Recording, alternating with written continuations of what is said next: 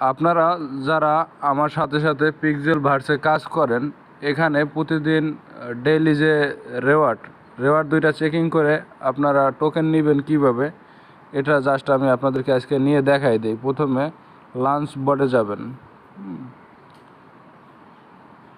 Launch বোর্ডে যাওয়ার পরে এখানে তো প্রতিদিন তো ক্লাইম করে নেওয়া যায় 8 ঘন্টা পর পর, যেমন আমি আজকে এটা নিলাম। পরে নিচে দেখবেন রেওয়ার্ড একটা অপশন আছে, একদম লাস্টে রেওয়ার্ডে যাবেন।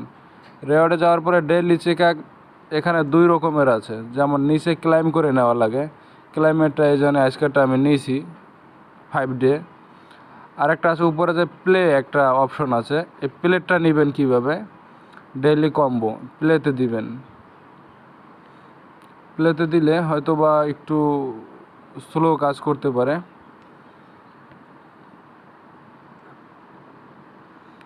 এভাবে